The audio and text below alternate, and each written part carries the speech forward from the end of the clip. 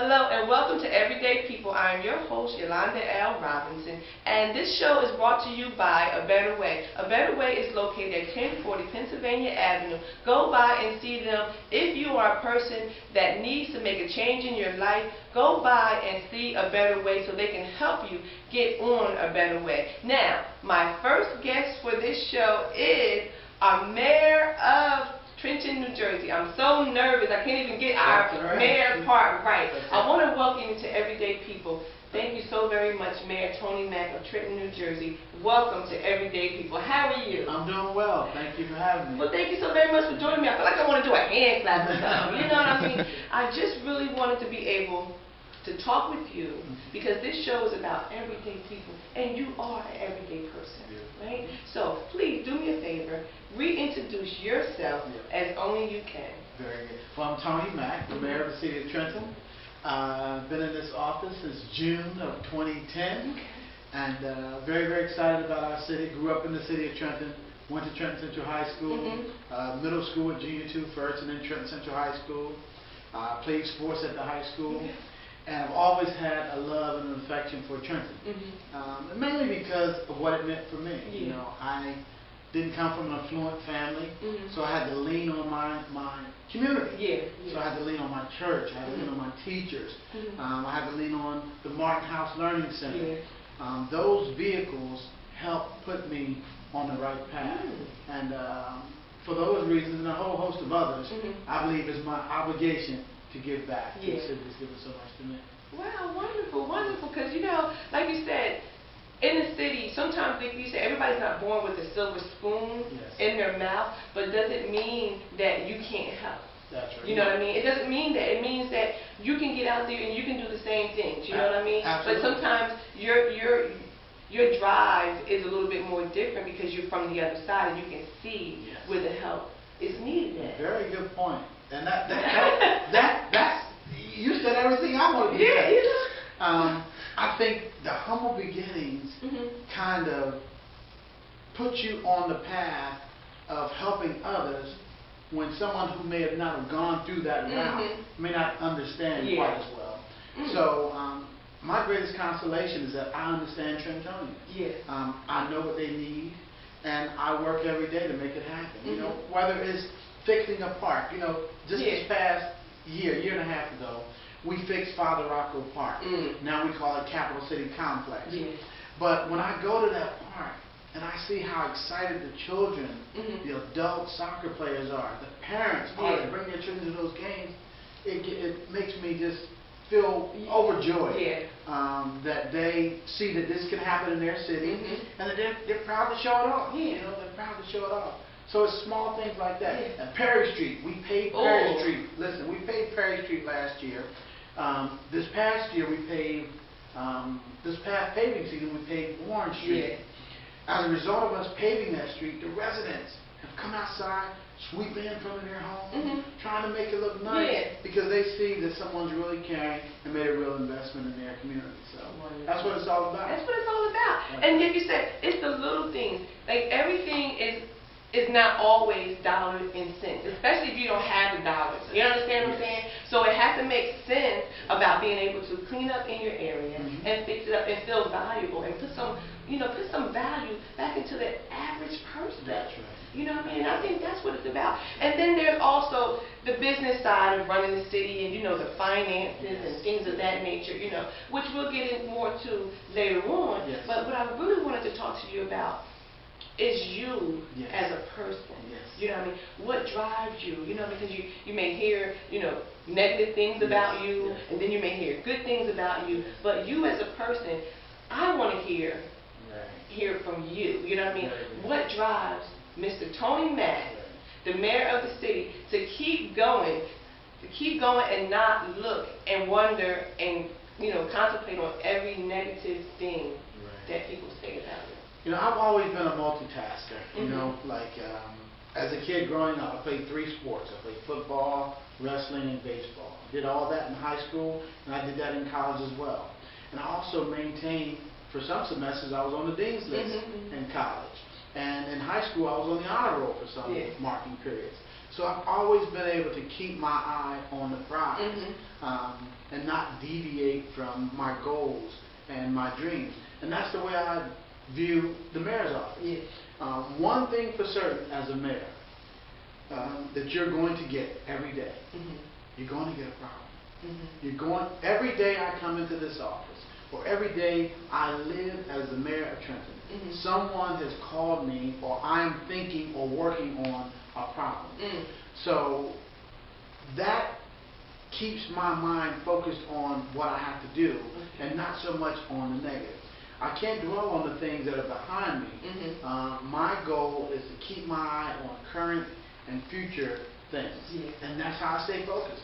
And I tell my children that. I tell young people that I meet, stay focused. Keep your eyes on the prize. Stay on your goal. Don't let anybody or nothing turn you around from that. And then more recently, with the passing of the President of South Africa, Nelson Mandela, I read a little bit about him. And one of the things his country viewed him as was an eternal optimist. One who always believed that things would be better tomorrow than they were today. And that just kind of motivated me even more to keep on keeping on, you know? That's right. So I'm focused, I'm ready, and I'm prepared for what lies ahead. Yeah, because, there's a lot of, different things that are going on. You got city council, because me, as a person that lives in the city council to me is designed to be able to help the community from each ward, right? You know what I mean? It's not about whatever they may be going through, it's about the community. So I'm hoping that that's what that's set up for, because I think a lot of times people get confused about the different parts that, come out of City Hall. What is this piece for? What is that piece for? You know what I'm saying? So I really want everybody to understand that City Council is for the community. So if you live in any ward, find your local council person and you go to them about the trash, a cleanup, violence, whatever it is, and they're supposed to bring it back to the mayor, right? And I just want to be clear on this, you know what I'm saying? Because a lot of times people aren't clear on stuff, and a lot of things get construed, and they get mixed up. That's a perfect observation. They are the legislative body of the city, and their jobs are to handle the budget and basically handle constituent concerns as it relates to their communities and their wards. They get a concern from a constituent and they bring it to the executive branch, which is the mayor's office, which is what we do. And we do our best to solve their concerns. And that's the way it's supposed to be. And it's supposed to be, really it's supposed to be, it should be a partnership. Because the betterment of the city and what should work for the city should be our common goal. At the end of the day. At the end of the day, that should be our common goal. Like I want what's best for the city. You want what's best for the city. Let's find common ground to get that done. And then when the election time comes and the campaign comes, then you have time to do that as well. But when you are elected, you are chosen to work. That's not your time to play politics. You got to get your job done so that when you go back to the voters, they'll say, hey, listen, this guy worked his butt off, this young lady worked her butt off for us, and they deserve another chance, but we're going to go in a different direction. Well said, well said. Because I think that what you're talking about is very important, and everybody needs to know that, because I think what happens is with your position, people don't care who was on council. If something goes down, it's the mayor, it's the leader, it's the that. But we all need to know and understand that we are all leaders in our own household. Very good point. Do you understand what I'm saying? I do. So as a leader of this city here, of Trenton, New Jersey, what is it that you could do to help with the people that think that you're not leading? Are you not showing up enough? I mean, what will please certain people? Well, what I've learned in this job as well is that you will never please everybody. You hear me? There's going to always be someone or somebody or something that people are going to complain about. So I've accepted that fact. But what I like to say to the people who don't understand the role or who want more out of me as a leader, I would like to say to them that I work every day for them, Mhm. and that I've made an awful lot of sacrifices for them, and so have other elected officials, and that their city is on track. Yeah. And that I can't control print media. Mhm. And if I were a newspaper and I had the Tony Mack press Mhm. and I was in Trenton, I would print the positive things about Mhm. Trenton. I would too. But I don't have a newspaper outlet. So what the majority of the people get on a daily basis, those that read local print media, are negative things. Mhm.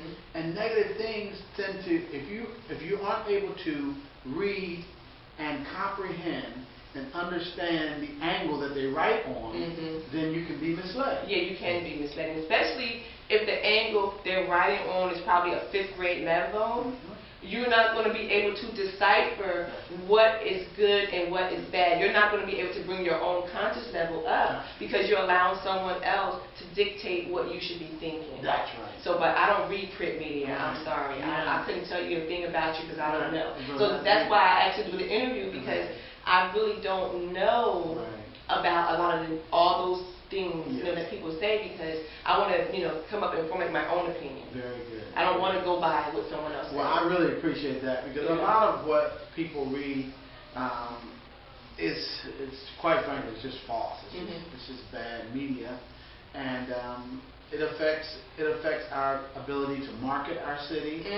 It affects our ability to say to a corporation that want to come here and help with jobs. It affects our ability to tell them that this is a vibrant place, and that we have easy access to railroads and to buses and proximity to Philadelphia and Newark and New York.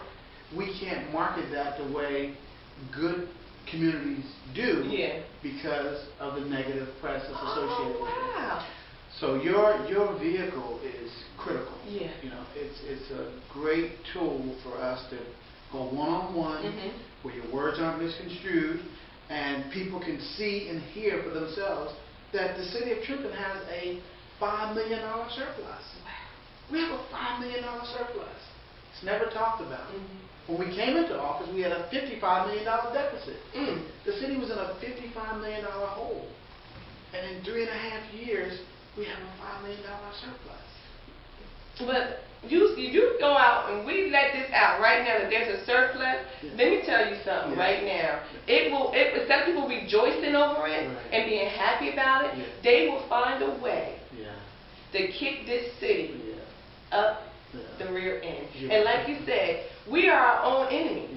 Because if you're telling me that we know we need help in this town, but through media, you're going to block it, how can you even get up every day and consciously write when you know that you're playing a part in keeping the city down? So with that being said, it saddens me, but we need to talk about it. The violence.